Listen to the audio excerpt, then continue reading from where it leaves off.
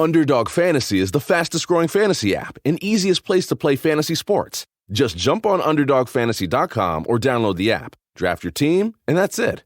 And if drafts aren't your thing, they also have a pick'em game where you can win 20 times your money in a single night. Use promo code RADIO, and Underdog will double your first deposit when you sign up with up to $100 in bonus cash. Deposit $100, get $100 free. That's promo code RADIO. Terms and conditions apply. This podcast is a member of the Voices of Wrestling Podcasting Network. Visit voicesofwrestling.com to hear the rest of our great podcasts, as well as show reviews, columns, opinions, and updates across the world of wrestling.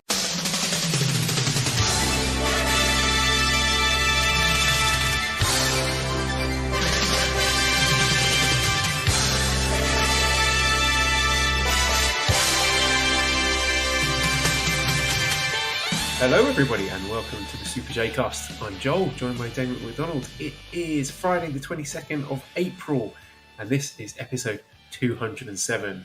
Damon, you done your stretching? You're nice and limber? Because we've got a question here from Liam. He says, hello, what are the best shoes for running laps? Specifically, victory laps. Thanks! I mean, we've got a packed show for you today. An hour and a half of us just wanking each other off, enjoying the smell of our own farts.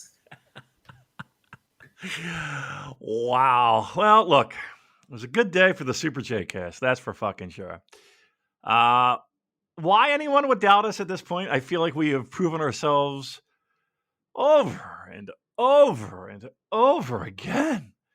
And yet, Joel, there are still people out there doubting us. You know what? Very, very few. This is the encouraging thing. I think we've won. I think we've beaten the internet because when the pastrami sandwich deli was opened, most of the response to that was like, these guys are reliable. They've had some big scoops in the past, and I think we can trust this one. So we are now heavyweights in the wrestling journalism industry.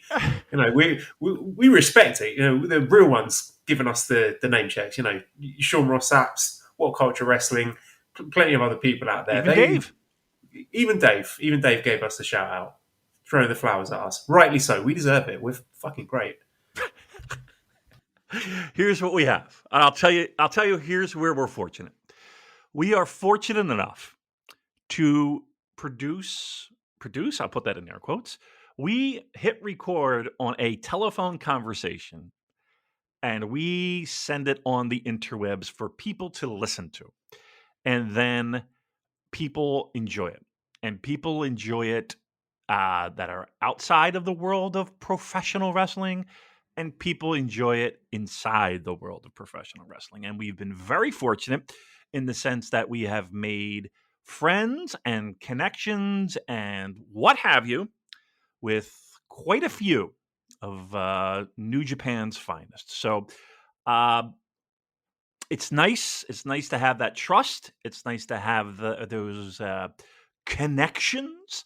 It's nice to have all of that because in the end, they help us help you, the listeners, right? Because we give you guys the information. Listen, you are all the sharp New Japan Pro Wrestling fans. You are the ones that are savvy and smart and perceptive and all of that. Why? Well, you're good fans, number one. You pay your hard-earned money for a product that you enjoy, but you also listen to us and have a little bit of faith in us. So that is encouraging to hear, Joel, that people were happy.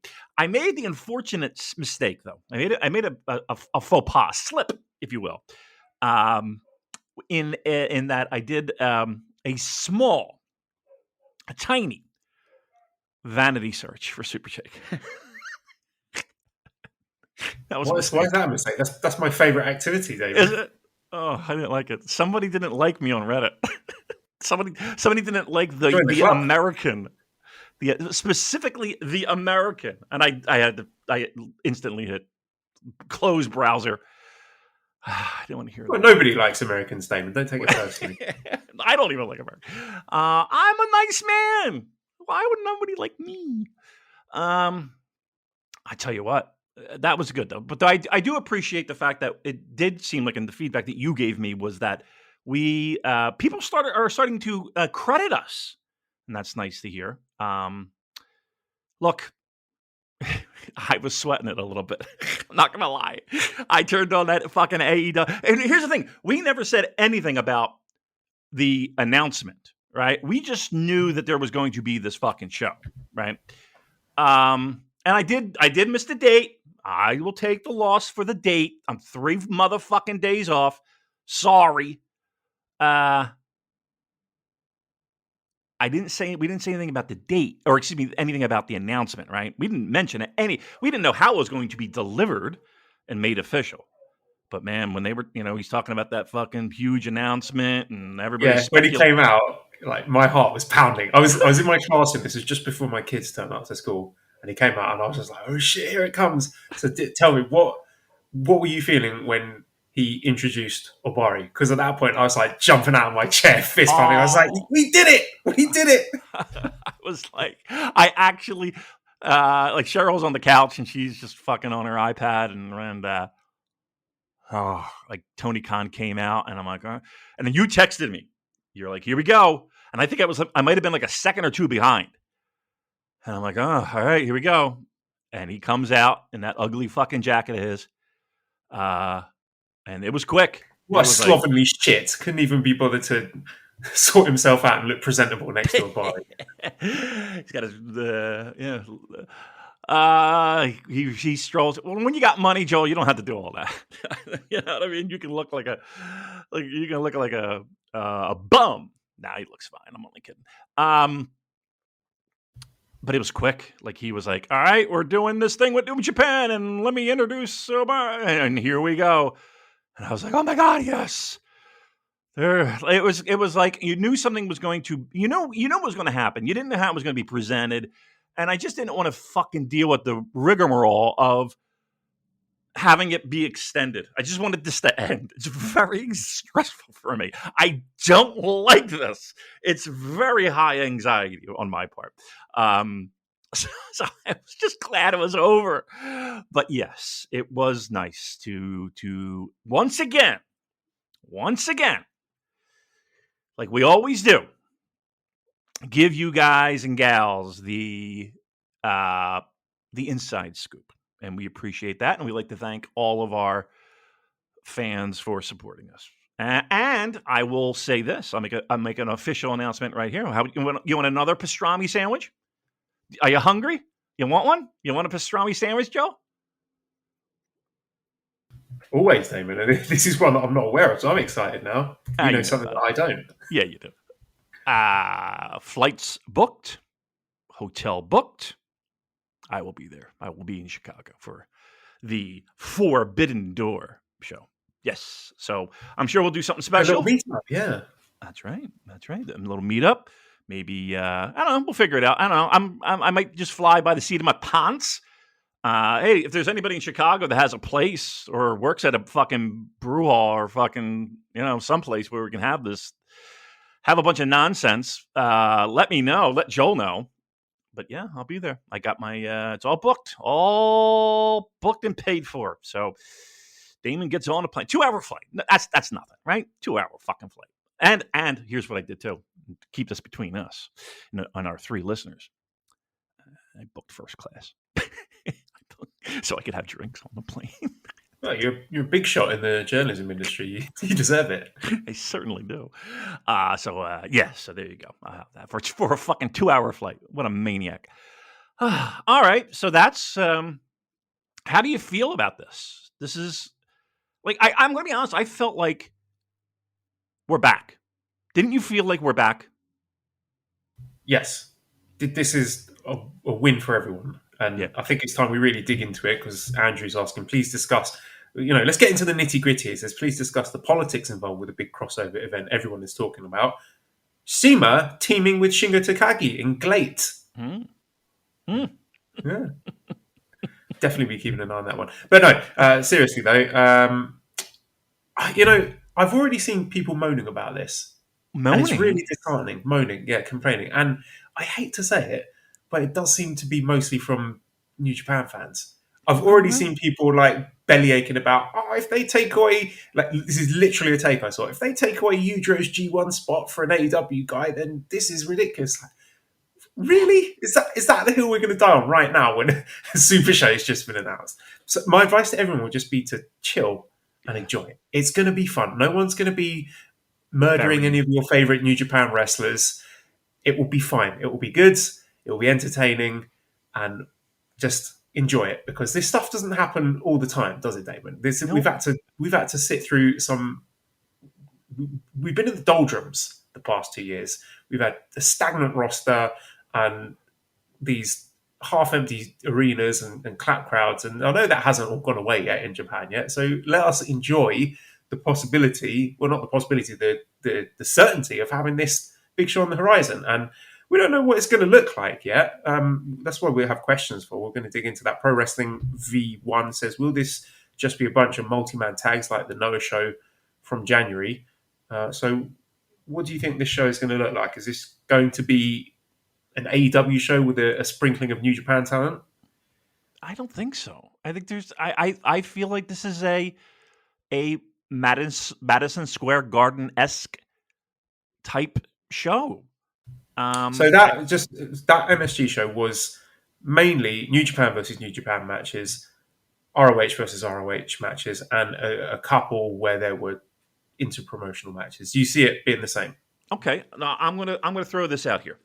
So for every single motherfucking Ring of Honor New Japan show, we always had some mix-up of Ring of Honor versus New Japan. And we were dying to see a New Japan versus New Japan match. Dying for it.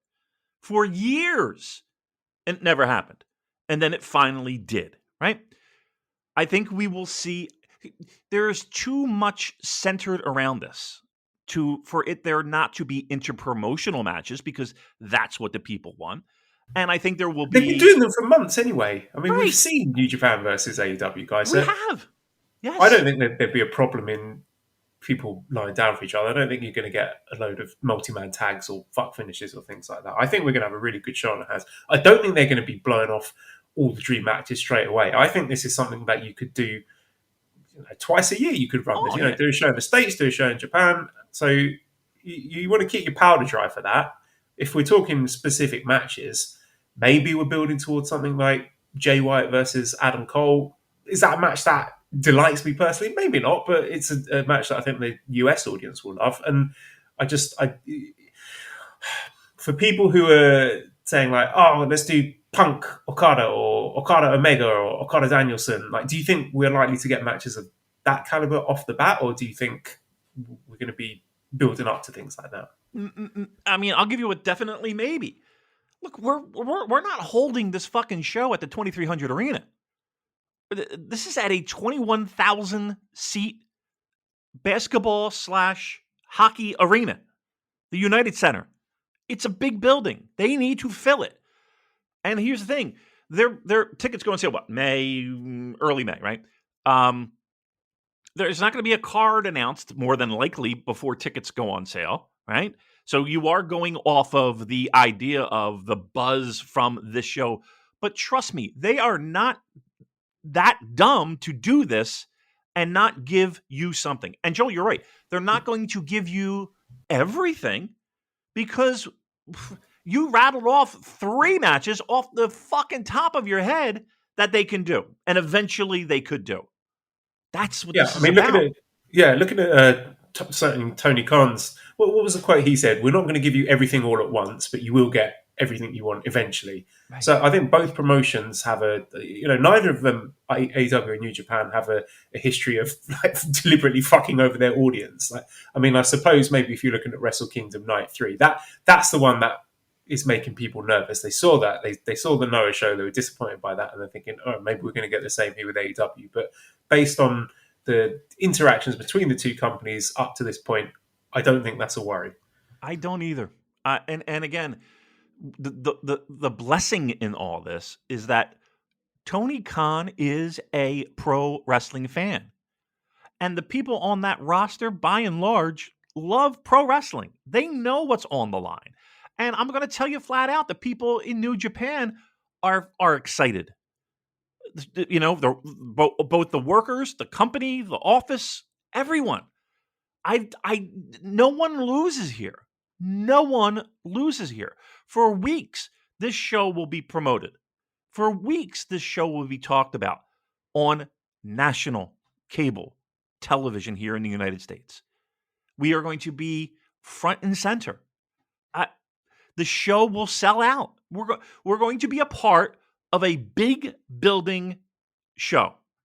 And we're worried about Yujiro. You know what I mean? Like, come on, people. Where were we a year ago at this time? Like, it's happening. Like Christmas is coming. Santa is coming. And I'm not saying AEW is the goddamn savior here, but let's be very truthful. AEW, having a relationship with AEW is going to be treated much differently than a relationship with Noah. It just is. It just fucking is. Sorry. That's the truth. That's the truth of the matter. Yeah, New Japan have much more to gain from the relationship with AEW than they do the one with Noah. So they're going to treat this one with more respect. And they'll be willing to sacrifice more in terms of, guys taking pins or whatever. And again, I'm vice versa. New Japan. I don't give a shit who wins or loses these matches. Honestly, I want to see great matches in a big arena in front of a hot crowd. Do I care if the New Japan guy loses? No. You don't think CM Punk gives? Do you think CM Punk gives a fuck if he lies down? I don't. You think Jon Moxley gives a fuck if he has to lie down? I don't. You think Bryan Daniels or whatever the fuck?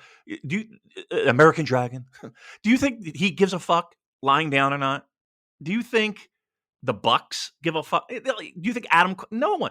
Do you think Okada gives a fuck? Okay, maybe. Do you think Hangman Page gives a fuck? Okay, maybe. I don't think it's the wrestler. I think it's more the promoters. It's going to be, the top brass sitting in the room thinking, well, we don't want our guys taking losses. I don't think it's an issue with the wrestlers. And definitely there will be some politics to sort out there, but I don't think it's going to be a barrier or an obstacle to getting a really good show. And we had a question here, and this is from Daryl. Are we confident that Tony Khan is a better booker than Bully Ray and won't mess up the booking of the show like at MSG? Frankly, the ROH portion of that show derailed the momentum at points. And what the chances of a Chicago meetup? Yeah, we'll definitely sort out the latter. And yes, I'm confident that Tony Khan is a better booker than Delirious or Bully Ray or whoever was booking the ROH portions of the MSG show. I don't think there's any worries about Enzo and Cass run-ins or and the latter. I've got full confidence in both parties that it's going to be a really good show. I mean, I do too. Don't get me wrong. This is still pro wrestling. And there still will be politicking, and there still will be discussions, and like how this show is going to be mapped out, and what this is going to look like. And you saw a little bit of it. We'll get onto it later, but the Windy City Riot main event, the finish to that, there was a little bit of that involved. So we're not saying it's it's impossible for that to happen. There is politics involved. Yes, sorry. Yeah, but I mean, again, maybe I'm being naive, but I just think that there's. Not only is there too much on the line, there's absolutely no reason why anyone should go into this thinking that way. There really isn't. Just ride the fucking wave. Like ride the wave. This is going to, you nailed it. We don't get these moments often, and we haven't had a moment like this where this thing's announced and I'm on Expedia. You know what I mean? Like, this is like official, and I'm like, okay, what we got? and Lapsed fans, people who haven't watched New Japan since the pandemic, people in Voices of Wrestling Slack who tuned out, they're booking flights, they're back in. This is the perfect way to jumpstart the promotion, and especially in terms of its Western interest. And we don't have a question regarding that. So Spannerhead says, why would New Japan let this show happen at 8 a.m. Monday morning Tokyo time? New Japan always puts their big American shows on a Saturday night, so it goes out on a Sunday in Japan. This feels like it reiterates my feelings that AEW only wants Japanese wrestlers, but it doesn't actually care about the Japanese market. And Sean says, much the same thing, so 8 a.m. Monday morning seems like an oversight for the audience here, who will inevitably be at work. Why wouldn't New Japan push for a date where fans in both places could comfortably watch? Fully ready for we got to watch Wrestle Kingdom at 1 a.m.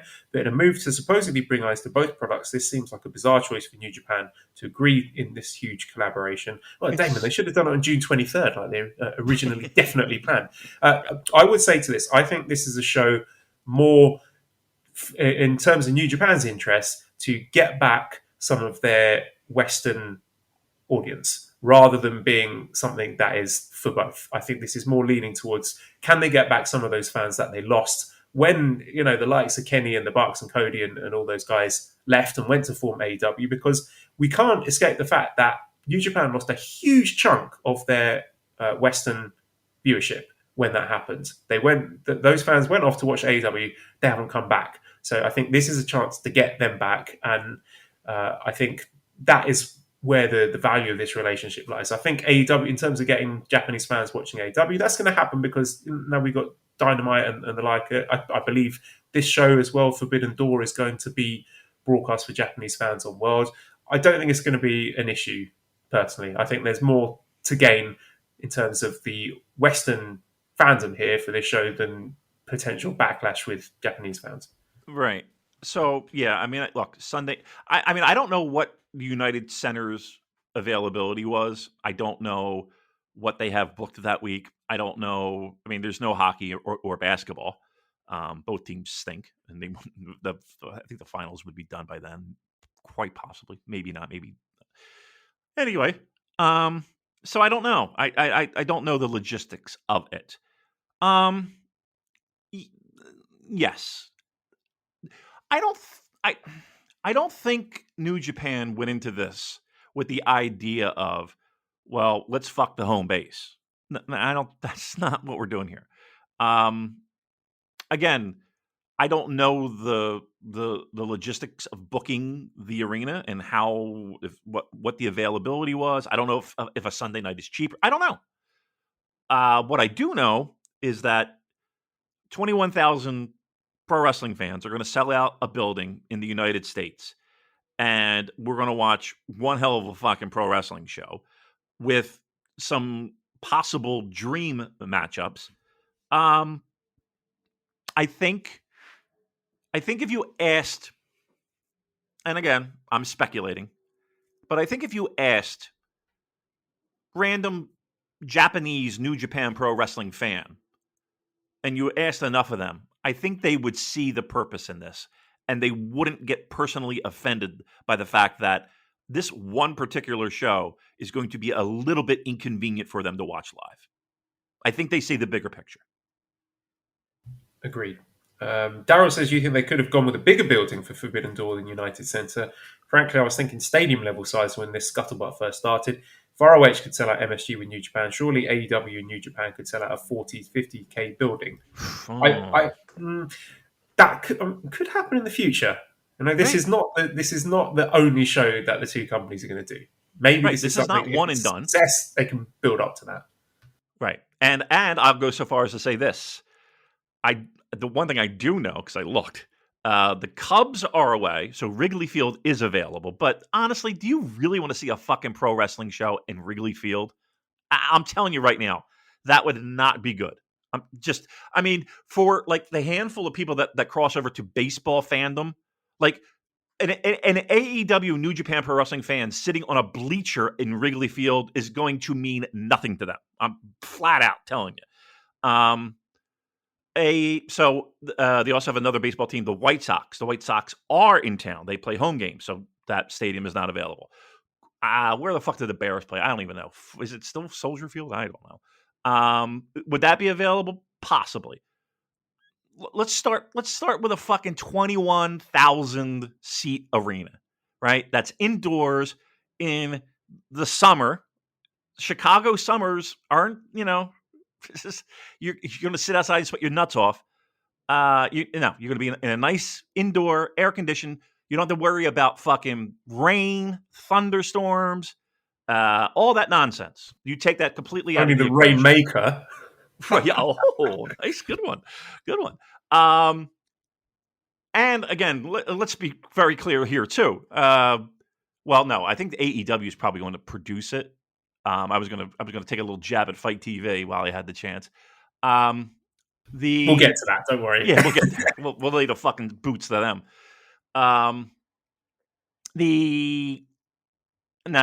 Again, we can build to that. And I'm not saying that won't happen. I've been playing that fucking horn for a long time, that the possibility of a real strong show with those two promotions in a stadium could absolutely happen.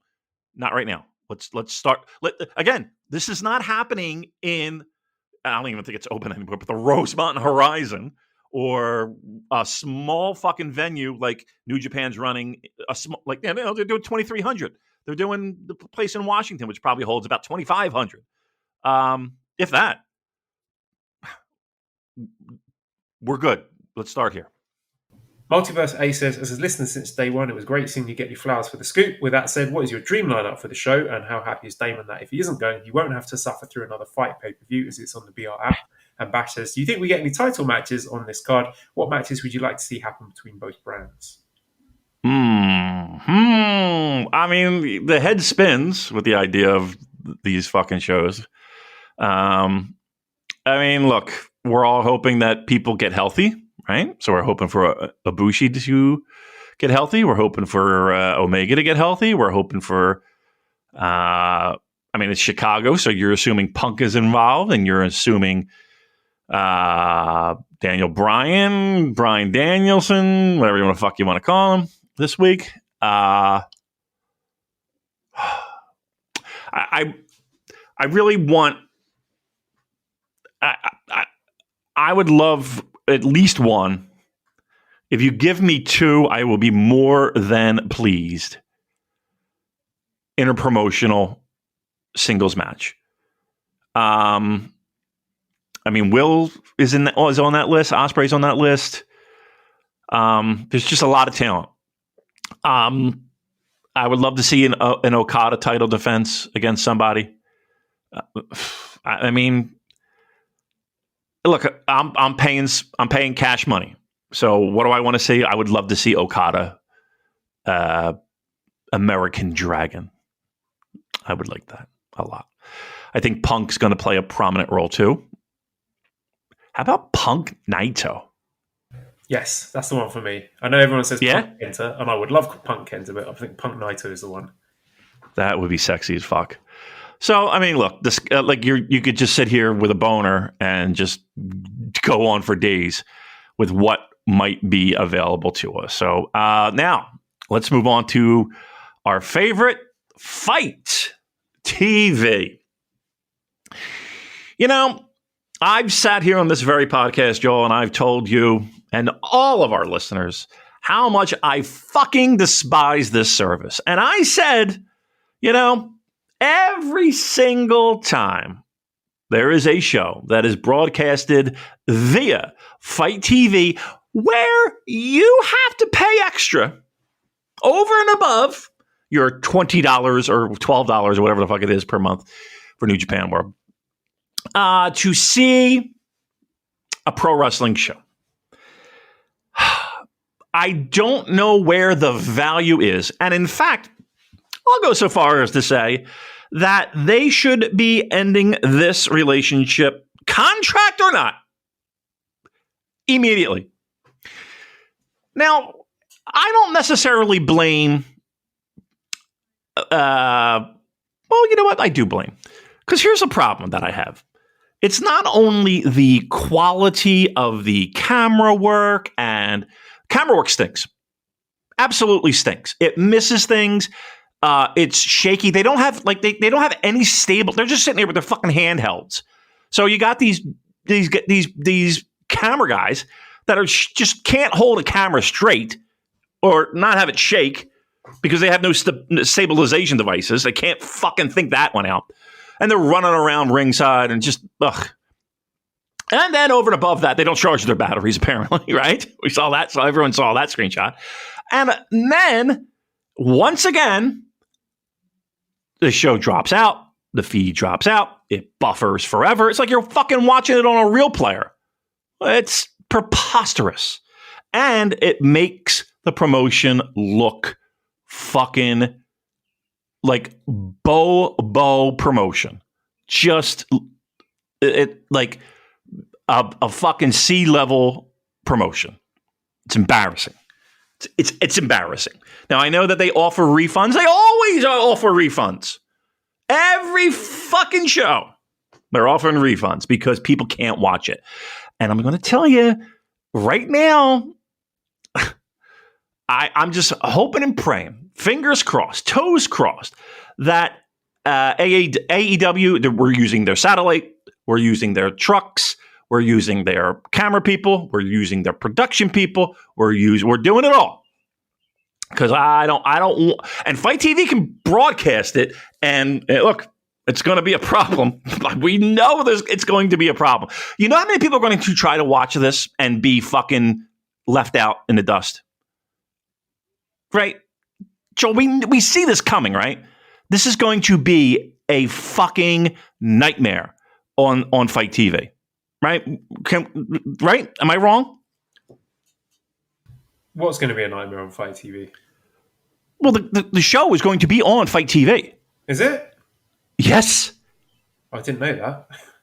I'm almost 100% certain. Look it up. But yes, I'm almost certain that this is a FITE TV broadcasted. It's not going to be on New Japan World. It's on pay-per-view. And I believe FITE TV. The BR app, no? What's that? The BR app. That's what the VR app says. BR. I don't know what the fuck. PR? That is like, we failed to do the most basic research. Let me ask Voices of Wrestling Slack. They'll be able to tell me. But, they'll be able to tell us. Certainly, it was unacceptable as far as Windy City Riot goes. I mean, maybe we should get into Windy City Riot, but sure. I will check on that. But yeah, I mean, how much of that do you think is to blame FITE TV? How much of that was on New Japan?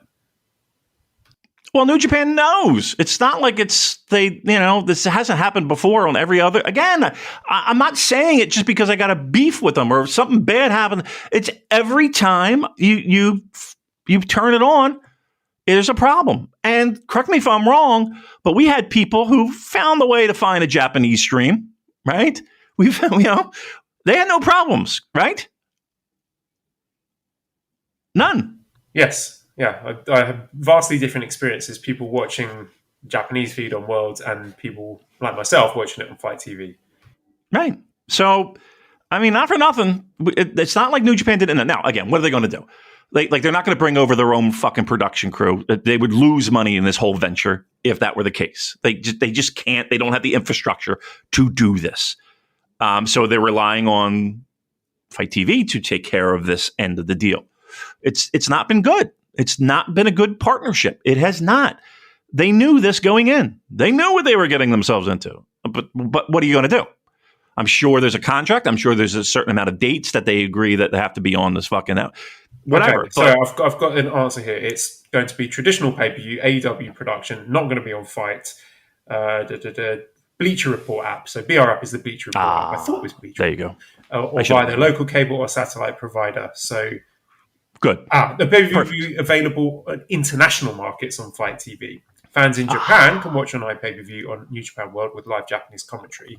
But if you're a listener not in the US and not in Japan, then you're fucked. You're fucked. Yeah. Which is me. Yay. You're fucked. Another dagger. The fucking American's going to be there. Fucking American's going to see it. I wonder where that person was from. How dare they? How dare they just thumb their nose at my lovely... God bless America! God bless! All right. All right, so then that's good news, right? That's good news. We don't have to worry about it. All that fucking rambling on but from the dumb American. Certainly with regards to Windy City Riot, because it ruined the experience for a lot of people. It's embarrassing for a company like New Japan who wants to be making waves in the US. You must do better than that. And I don't know whose fault it is, but it doesn't matter. It's got to be fixed. There's no point playing the blame game now. Sort it out. Do better. Do better. Well, here's the thing. You don't think this partnership has some of that? There's a sliver of that in this agreement. Yep. You And I know, think that's right? one big thing that they lost out on with the ROH relationship falling apart, is not being able to use them for production. Yeah. And you know, And they did a good job for what they were able to accomplish. But let's. I mean, even though Sinclair Broadcasting has stations all over the United States, it's not like they're, you know, they're not this huge, massive thing. Like, honestly, if you asked 9 people on the street here in the good old US of A, no one's going to know what the fuck Sinclair Broadcasting is. They're going to look at you like you got 2 heads. Nobody knows what the fuck that is. And that doesn't mean I'm not hand waving and saying they didn't have money, but we all know that they didn't even know they owned a fucking wrestling promotion. You know what I mean? They're not gonna pour money into production and shit like that. But now they got a partner that, you know, they're not afraid to spend what is it to produce a live television program that looks, you know, top notch? $100,000? I don't know. $200,000 between the pyro and the fucking jumbotron and hiring the crews, and it's a lot to do. I got no problem spending the money. So that's what we need.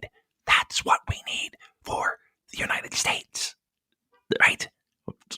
That's what we need. So over and above the fact that we have top-notch talent, interesting matchups, interesting storylines, great shows, all happening. Maybe even more importantly, we have a partner, hopefully, that we can utilize a little bit more when it comes to producing high-quality shows. I do have just a few more questions I'll get on Sure. before we dip into Windy City Riot. So I don't know which of these questions are sincere and which ones are trying to troll me. I'm going to read them anyway. Oh. Andrew says, in a hypothetical super show, who should Satnam Singh wrestle? Spannerhead says, should an AEW wrestler win the G1 after being first in the USA block and win the IWGP World title at Wrestle Kingdom Night 4 in Daly's place? And why is that wrestler Satnam Singh? Adam says, big Satnam Singh for the G1. Dread and Roses says, assuming an AEW New Japan Super Show happens, what is happening now, do you think the Golden Lovers can team up right away, or do you think Kenny and Ibushi have to do a singles match first? Do either of you care about the Golden Lovers storyline at all? Those are my questions. Well, Satnam Singh, I mean, it's only a matter of time before he is holding the IWGP World Heavyweight Championships. I'm just counting down the days, to be honest. A lot of Golden Lovers fans are excited. I was into the storyline. The fandom can be a bit much. It can be quite overbearing at times, but most of them are great. And they're going to be excited about the possibility of Ibushi and Kenny reuniting. I'm looking forward to the match. I mean, I think it is going to happen at some point. I don't know if it's going to happen at this show. I don't know if Kenny's going to be at this show. From what I understand, he had quite major surgery, so I wouldn't hold your breath, but I do think we will get it at some point. So there's something for you Golden Lovers fans to look forward to. Also, just a little note here, Adam Cole versus Ishii on Rampage. I'm hearing good things about that. Louis says, did you hear the pop Ishii got just by his name mentioned for the upcoming match with Adam Cole? Do you think other New Japan wrestlers will receive just as warm a welcome as, say, Ishii, Suzuki, Tanahashi? Will the American crowd go crazy for Master Wato? I'm not sure about Wato, but I think definitely those names mentioned, like the likes of Ishii and Suzuki, I wouldn't say diminishing returns in Japan. I mean, I think the Japanese fans appreciate them, but there definitely seems to be more of an excitement from a more sort of casual US wrestling fan who doesn't get to watch them every single day and does make a lot of noise for them. And I think that's part of the appeal for these NJPW wrestlers and coming over here and wrestling in front of crowds that are really excited to see them and make a lot of noise for it. So that, I think, is another factor to this. Yeah. I mean, I could be wrong on this, but it feels like there are a lot of AEW fans that watch and are fans of the New Japan product. I think a lot of AEW fans might have started out watching New Japan.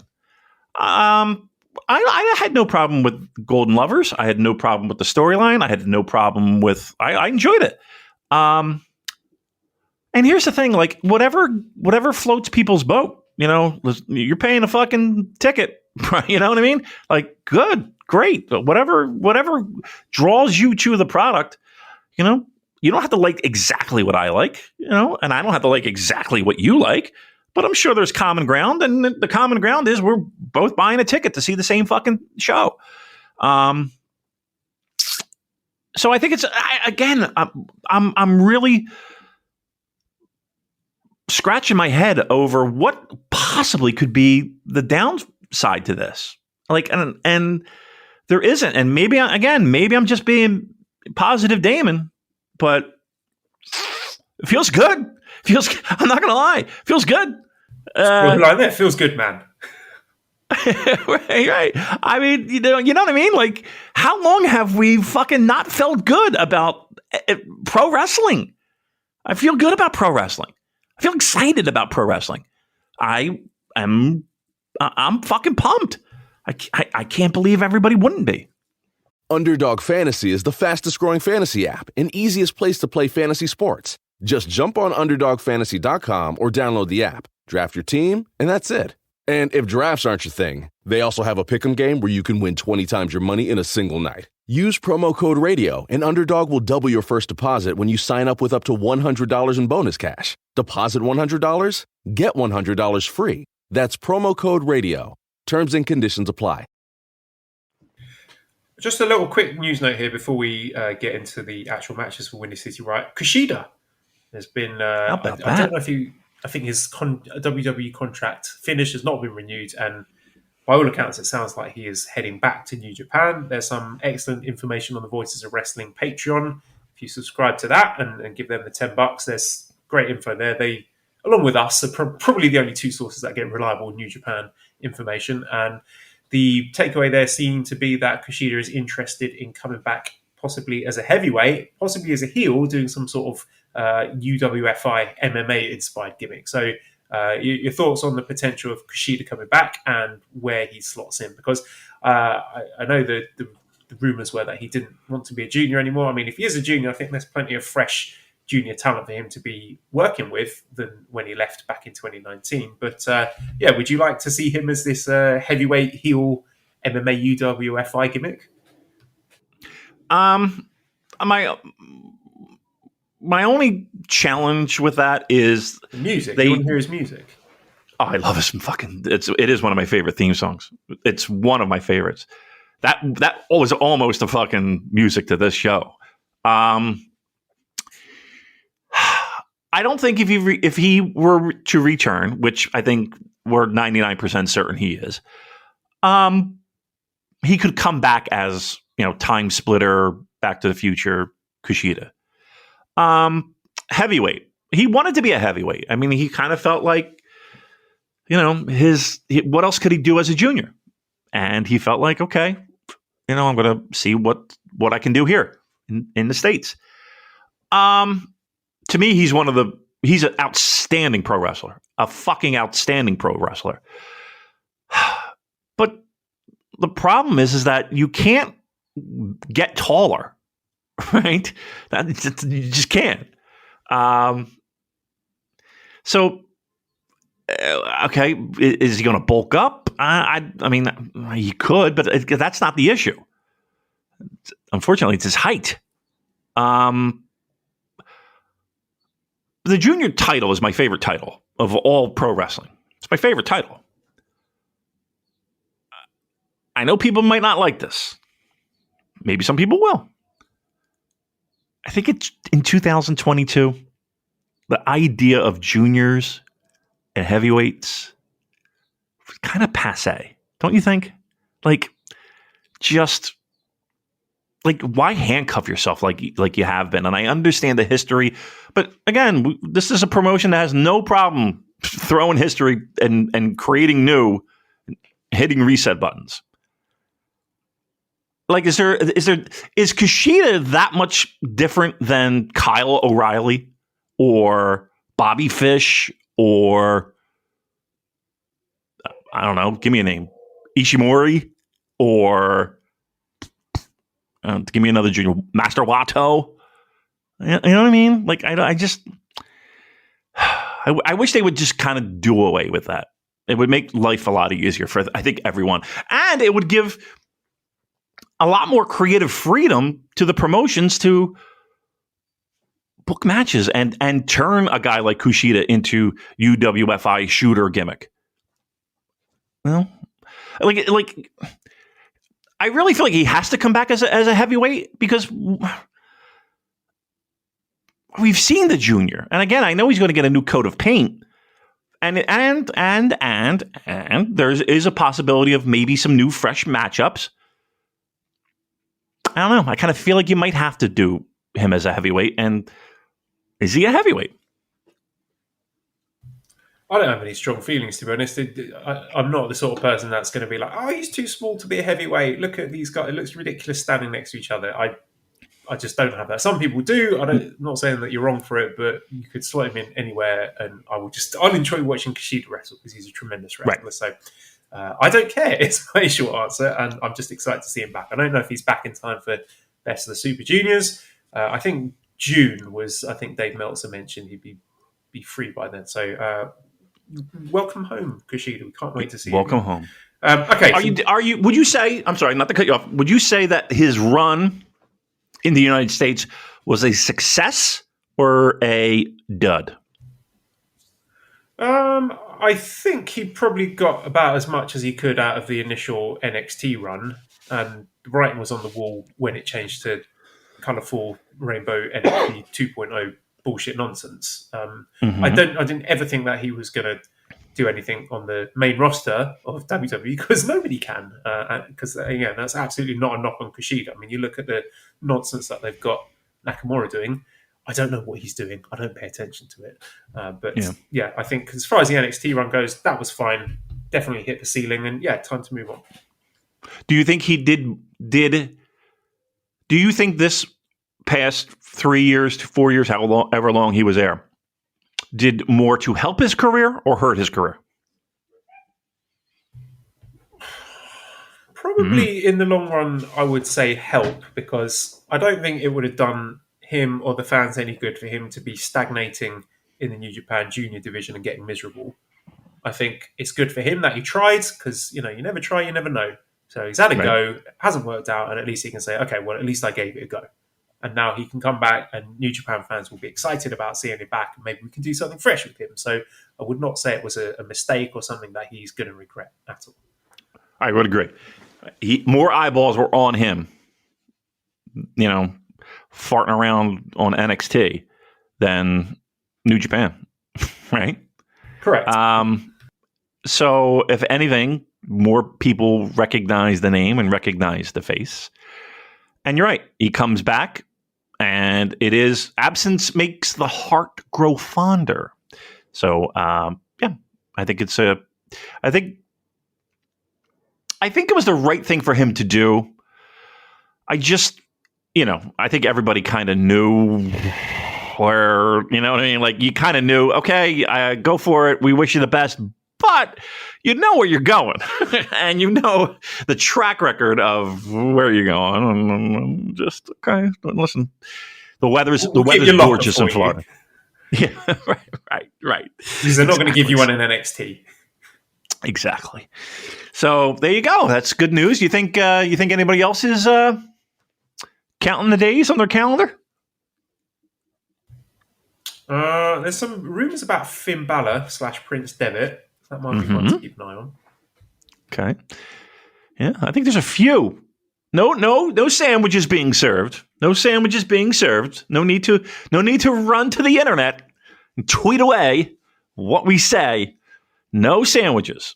But yeah, I mean, I think everybody's kind of got their ears to the street, kind of hearing a lot of different things. So fingers crossed. Okay, this time, I promise we're going to talk about Windy City Riot. This is Saturday, April 16th, from the Odeum Expo Center, which is about to be closed down, I believe, in Chicago. Dark match was Wheeler Yuta, Rocky Romero defeating DKC and Kevin Knight. Yuta getting the pin over DKC, 9 minutes, 30 seconds. I didn't see this one, but I'm not surprised to see Wheeler Yuta picking up a win there. Did you see that one, Damon? Was it broadcast? I did. Yeah, thoughts? Yep. Good. Very good. Look, maybe it was you that said it. 2020, Jesus Christ, 2022. That's his year, right? And it feels like it is. He's in a nice little stable in AEW, right? was the Blackpool Shooter Club, or whatever the fuck it is, or Blackpool Combat Club, whatever. So that's a pretty high profile spot there. Match was good. I felt like it was a little long. Look, if I had any complaint about a lot of the show, matches felt like they were longer than they needed to be, and everybody wanted to get their shit in, and everybody wanted to make an impression. Again, for an opening match, it felt like it went a little longer than I would have expected, but it was a good, solid opener. And here's the thing, too. The idea and the concept of, okay, first match, go out there and warm up the crowd. And, we're going to build to the main. Nope. Everybody just goes out there and fucking goes balls to the wall. Opening match, they're doing crazy fucking shit. That's pro wrestling. That's pro wrestling in 2022. Opening match, that doesn't matter. Middle, fifth match, ninth match, everybody's going out there and doing all their fucking shit. So, get all the shit. Cool. Okay, all the shit in. Next match was, I believe they're called The Factory. Nick Comoroto, QT Marshall, and Aaron Solo defeating Carl Fredericks, Yu Uemura, and Clark Connors. So it's QT Marshall pinning Uemura after 11 minutes 56 seconds with a diamond cutter. I was a little bit surprised by this. I thought this was set up for the LA Dojo Boys to get the win, but the feud will extend, and these guys are going to wrestle each other again. So I'm not going to be running to Reddit going, oh, the AEW guys won and all the New Japan guys lost. I'm not ready to press that panic button yet. All right. I was. I also thought it would be a. Here's what it was. It was a showcase for them, right? For the Dojo Boys. Look. I would have liked them to get a win, to get on a big stage. And you're right; they're going to wrestle again, and we'll get there eventually, right? We'll get there eventually. Yeah, I think I'm not ready to say, oh, they've dropped the ball with Uemura, they've fucked up his situation. Right. What did you think of your boy Carl Fredericks? His time will come. Okay. They are being very, very, dare I say, patient. I don't know if patient is maybe a bit too generous a term. But I mean, I've spoken about him at length. I think eventually he is going to win this feud with the Factory, and I think he will benefit from that. But I want to see what's next, because he's not a particularly young. How old is Carl Fredericks? He's wrong side of 30 for sure. And again, I've said before, he is a guy I think when they could pull the trigger on him at any time and make him look and feel like a big deal, because I think he's got all the tools there. It's just a question of when are they going to do it, because they're taking their sweet time. They really are. They really are. And I don't think he is lacking anything. Like, seriously, you go watch his singles match with Josh Alexander from a couple of weeks ago. When I watched that, I was like, he's fine. Everything's there. He's great. It's just a question of when they're going to pull the trigger. Yeah. And again, maybe they were just waiting for, maybe this is the time. Maybe this is the time when crowds start coming back. But again, crowds were pretty packed house. You know what I heard, though? Speaking of packed houses, I heard there was a lot of trouble of people getting in the building. Did you hear that? Yes, I did. The whole thing sounded, people queuing up for ages and missing matches, and it's probably a good thing that they're closing down this arena. From what I heard. Terrible job. Like you got people standing, wrapping around a fucking building, and they're hearing the matches go on. That's preposterous. Like, what's the problem here? Come on, we got to learn. We got to learn from these mistakes. Got to learn from these mistakes. But geez, Louise. What the fuck? I mean, if a lot of these people are flying in, right? Traveling the distance. Come on, show some fucking respect for your fans. Get them in the building. They're queuing up. They're outside. Get them in. All right, sorry. That was my outside the building rant. I'm gonna have to speed things up a bit here. So next we had the 10-man tag: Chris Dickinson, Ren Narita, Alex Coughlin, Josh Alexander, and Fred Rosser defeating Team Filthy, Royce Isaacs, Jarrell Nelson, Joe Kratos, Danny Limelight, Black Tiger. So Fred Rosser submitted Black Tiger after 30 minutes 50 seconds with a cross-face chicken wing. This was a ton of fun, as I expected. Some nice moments like the Alex Coughlin delayed vertical suplex on JR Kratos, which was really impressive. The crowd loved that. Coughlin's awesome. He's got a very bright future ahead of him. And the JR Kratos suicide dive, which was genuinely terrifying. Oh my God. I was so frightened when he did that. I was like, oh God, I'm glad everyone made it out of that okay. And Kratos, again, a guy who maybe didn't impress in his first trip to Japan. I hope he gets another one because I think he's really good and I think the fans would appreciate him there. I liked at the end Fred Rosser refusing to release the chicken win on Black Tiger. So Fred Rosser, he's got a little bit of an unhinged side to him. When you've pissed him off, he can go a bit mental, which I enjoy seeing. And Sue Williams, Voices of Wrestling, chipped in saying Fred Rosser used the crossface chicken wing in honour of Bob Backlund, who he was confusingly put together with for 6 months in WWE. So there's a nice little nod to the past there. What did you remember that? Holy shit! You know, Bob Backlund spent a lot of time New Japan. How about that phantom title change with Inoki, right? It was a big deal when you learned about that. Oh, the fucking dogs are barking again, Joe. Jesus Christ. All right, go ahead. Keep on. Did you enjoy this 10-man tag match with Team Filthy and Team Fred? I did. I thought Rosser was outstanding. I was waiting for the ref to disqualify for him to keep the hold on too long. But I do like that. I do like the idea of him having that little bit of a little sandpaper to his game, right? Becoming unhinged. He looks good. He doesn't even look like the same fucking guy, to be honest with you. He looks really good. Just like physically in the ring. Like he's chiseled. Like $1 million. I like the match. Here's the thing. We all knew that this match was going to be good and everybody was going to have their working shoes on because they do these very well. And that dive, oh my God. Joe, I was like, he's not going to make it. I didn't think he was going to fucking make it. I thought he was going to fucking clunk his head on the ring post or some shit. Oh, and how about those guys? Not for nothing. Him doing the dive is one thing. How about those motherfuckers on the outside got to catch this guy? You know what I mean? They gotta make sure not only he doesn't land on his head, but he doesn't, squash everybody else that's trying to catch him. Those guys have some balls. Jesus Christ. Good match, though. Very good. Next, we had a impromptu strong openweight championship match. It was originally a non-title match, but then Yuji Nagata goaded Filthy Tom Lawler into defending his title, and Nagata cut a fantastic promo in English on Lawler at the start. I love that. This became a title match. Nice little spot with Tom Lawler countering the Nagata Lock 2 with the Nagata Lock 1, which I enjoyed a lot. And look, we don't often get to see the New Japan dads having prominent singles matches, but when we do, it's always a treat. And Nagata is still so good, and I really enjoyed this match. And I enjoyed the bit at the end with Tom Lawler mocking Yuji Nagata's Blue Justice pose and the dance. That was very, very funny. Outstanding. And you're right.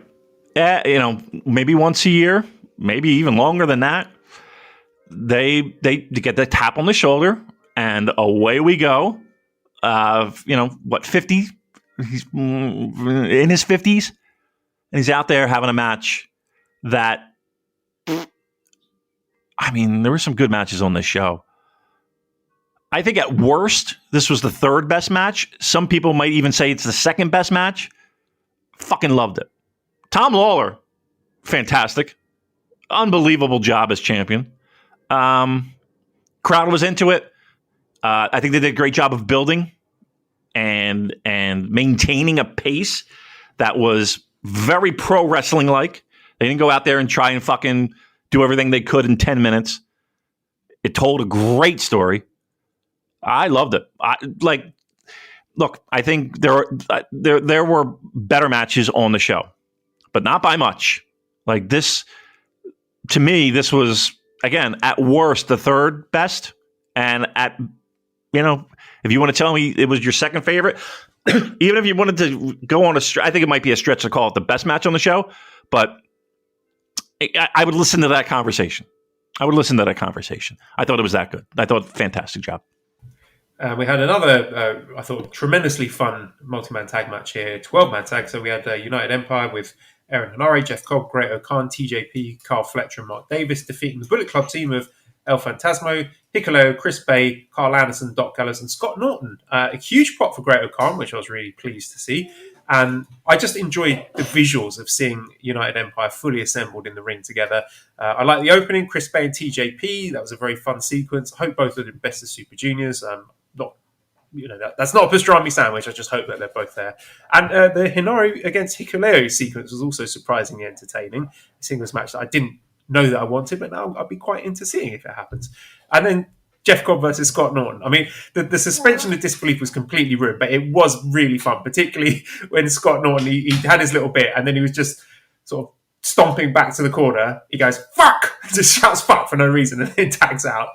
The powerbomb tease into the back rake, that was great. Gallows taking a bump over the middle rope rather than the top rope. Ever the worker. And yeah, I was just really glad that Aussie Open got the shine at the end of the match. They look tremendous there. If we can get just even a handful of these guys over to Japan, we are cooking with gas, because this is a match that made me just salivating at the prospect of more open travel between the two nations. Yeah. First, the match itself was pretty great, even with some of the weak links, right? Scott Norton should not be in a pro wrestling ring anymore. I appreciate the fact that he took a nice little suplex, right? Correct me if I'm wrong. But there was just shit that, like, I don't know. Again, I appreciate him being there. We all recognize the fact that he is a New Japan Pro Wrestling legend, former world champion, and we got all that. Let's keep him out of the ring. And he was, actually, he was in there longer than I thought. He was in there probably a lot longer than I thought. With, Bay and TJP and all those other guys doing a lot of the heavier lifting. But for a while there, he was in there a little bit longer than I expected. Let's keep him out of the ring. And I loved it. I don't know about loved, but I thought it was really good. I thought it was perfectly fine. Better than perfectly fine. I thought it was good. How about that? Good. Then we had a Chicago street fight with David Finlay, Juice Robinson, and Brody King defeating TMDK, Jonah, Shane Haste, and Bad Dude Tito. 24 minutes, 11 seconds. Finlay got the pin over Jonah. A lot of production issues in this one with FITE, which didn't help. I think Tito and Shane Haste worked really hard here. There were some very cool bumps and spots in this match, but it was way too long. It should have been a half the length that it was. And it was a nice send-off for Juice. We may not see him again for a while, but just having them as the baby faces was compromised, really, because I don't think the fans care about Finn Juice. They didn't seem particularly interested in cheering for him. So I felt the whole thing was off. It was too long and the dynamics were all off. Well, like you said, the production issues didn't help in any. It was, a brawl in the crowd, which I'm not the biggest fan of. But they went all over the fucking arena, used a lot of furniture, had a lot of, and I'll put in air quotes, dangerous looking spots and, walk and brawl. And it felt like it went on forever. Like, I remember texting you right around the same time you texted me, and we were like, how long is this fucking match? It felt like it was an hour, and not a good hour. I was sweating when I checked the website and it said no time limit. Come on, guys, you can't go all night. Right. But it was, again, it wasn't a horrible match, but it was just longer than it had any right to be. And that's not even to say that everybody in that match didn't work their asses off. I feel like they did. The main event. The main event was 21 minutes. This went 24. Something went wrong here. Yeah. Yeah. You know what, though? Pro wrestlers are known to disregard time cues, right? And, sometimes matches and, you're in the middle of it and time gets away from you a little bit, Joel. Yeah, somebody fucked up because, there's no reason that match should have been longer than the fucking main event.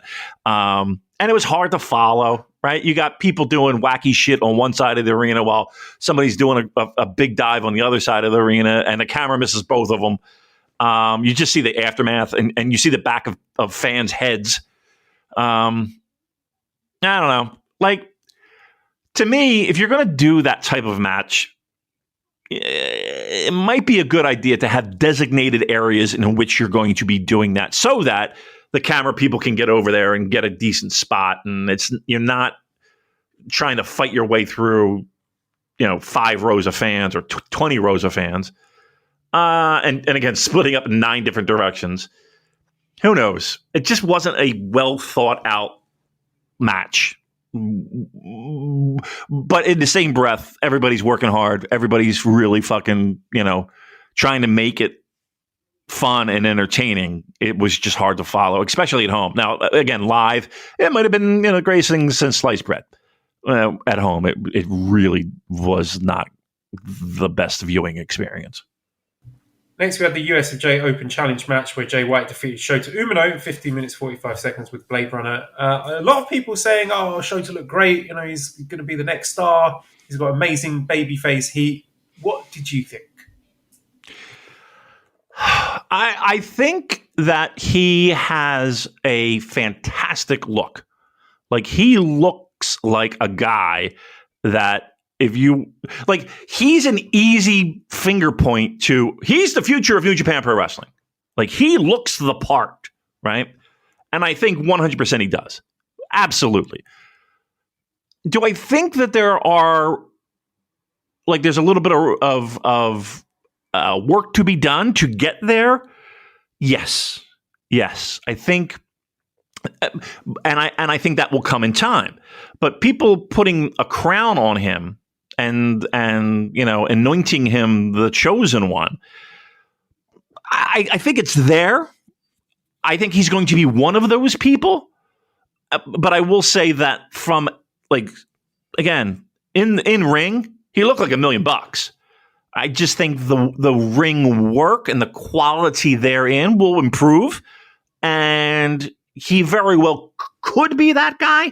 But I think people want to be early on a train on a guy. Like, they want to be they think they're a fucking baseball scout, and they see a kid at 13 throwing 60 miles an hour. Like, oh, this guy's going to be the next fucking whoever, Nolan Ryan. I hate to be unkind, but to me, people that are saying that about Umino kind of feel like people who are not really paying attention to New Japan, and they just want to have a take. Because if you're watching all of these young lions, you cannot deny that people like Yu Uemura, Ren Narita, even a guy like Yohei Oiwa, look like they are lapping or are going to lap Shota Umino. So I don't know. It kind of felt like an extended Korakuen Young Lion squash to me. I'm not really sure about what is the gimmick that he's. I don't know if the whole I'm Jon Moxley's little son. I don't know if that is necessarily helpful. That helps. I don't know. I don't know about that. I think he will get there. I'm not ready to say he's a bust. I'm sure he will reach achieve his potential when he gets back to Japan. But I don't think he's one of the more impressive young lions on excursion at the moment. I think he could be, and here's the thing: I think he will be.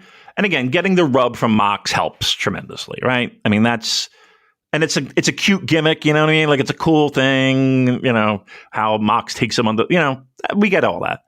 I think he has it. I absolutely think he has it.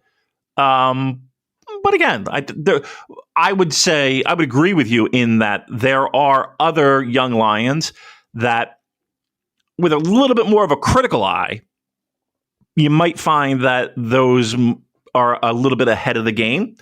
But, I mean, you can't deny he looked like $1 million, didn't he? Yeah, he looked good. He looked good. Yeah. I mean, he looks like a fucking pro wrestler. He looks like a pro wrestler. Again, and I think the other stuff will come. Okay, then we had Tomohiro Ishii defeating Minoru Suzuki, 18 minutes 46 seconds with vertical drop brainbuster. This is what I was talking about earlier. This is a match where you put it in Japan and you get light applause, but you put it in the States and everyone's losing their minds. I think they've had better matches. I don't think this was a bad match. I thought this was really good. I thought they worked hard. They hit each other really hard and pulled lots of funny faces as they do. And yeah, people loved it. It was a crowd pleaser, wasn't it? It was. I loved it. I thought it was really good. Do you think, where would you put this on the entire show? What number are you giving it? For my personal enjoyment, I would say maybe the fourth most enjoyable. Wow. Really? I liked it more than you. Second favorite match of the show.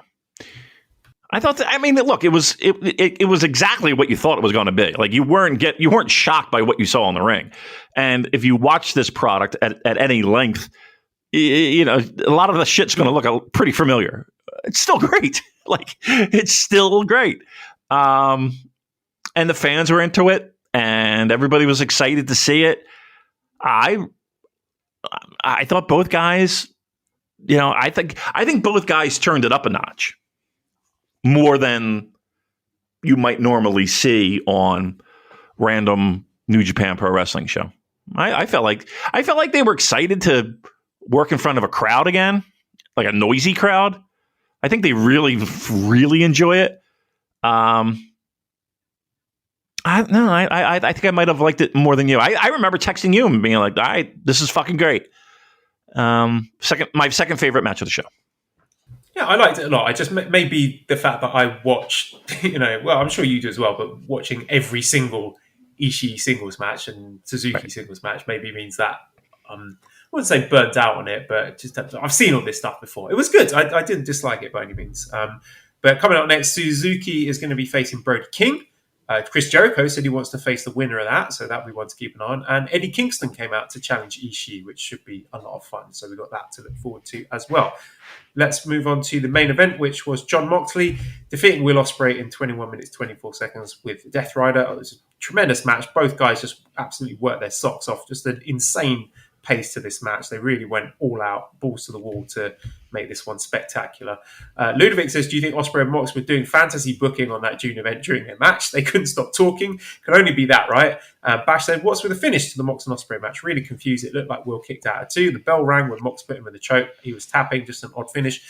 So it's deliberate. I mean, Ospreay's doing this whole gimmick of thinks he's been getting screwed out. He's got a t-shirt coming out about that. He started a change.org campaign to reverse the outcome of the match. So the idea was that he kicked out at like 2.99999 and the referee thought it was a 3, and I'm sure the referee was in the room when they laid out to the finish to that match, and then he taps immediately afterwards to the choke. So it was intentional. It was not a fuck up. Maybe it didn't come across as clearly as they would have hoped, but that didn't ruin my enjoyment to what I thought was a incredible match. Like maybe one of my favorite Jon Moxley singles matches.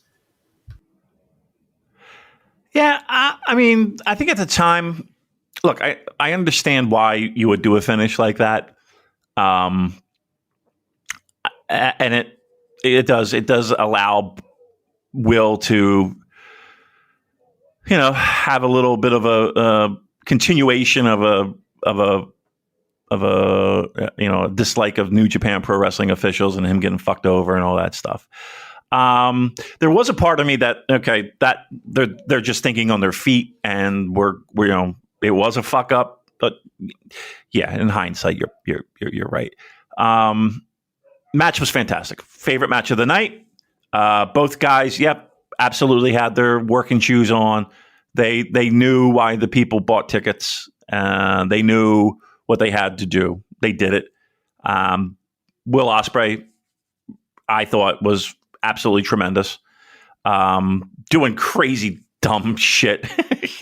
He is not above doing crazy dumb shit.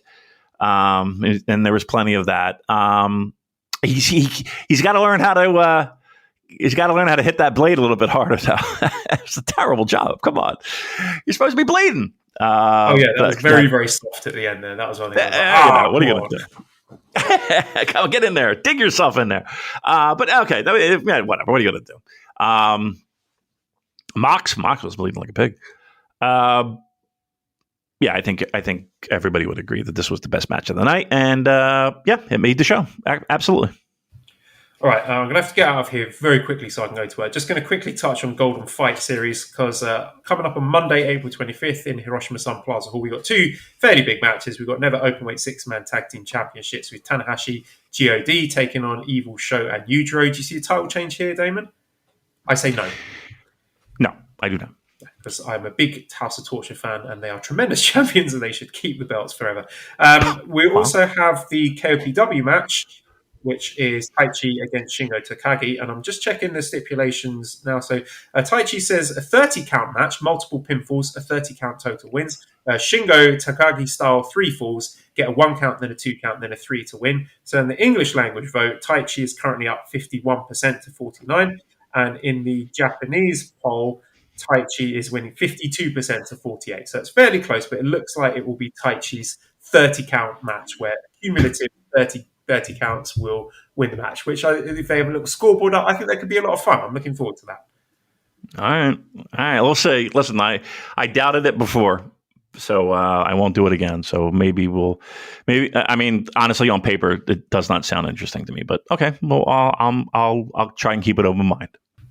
Just other little bits and pieces. Fujita got his first win, and they were doing something weird with Yo, where he got beaten like a drum in the first match, and then he managed to beat Hiromu in the tag match after that. So now we've heard a Yo and Hiromu singles match added to Don Taku. So there we go. For anyone who wants to know what's going on in Japan, that is what is happening. So we've got that show to look forward to with the Six-Mans and the KOPW this Monday. So that is it. I have to go and get ready for work. Oh, I want to say congratulations for Dan from our Discord, who's become a dad. Had a very rough time coming through with a birth, but congratulations to him and his missus and their baby boy.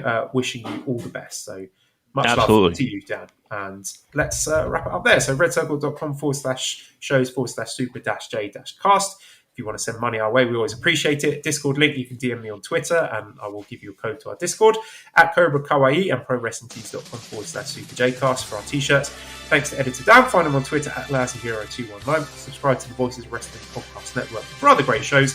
Give us a 5-snake review on iTunes. Follow us on Twitter at the SuperJcast. Thank you everyone for listening and goodbye.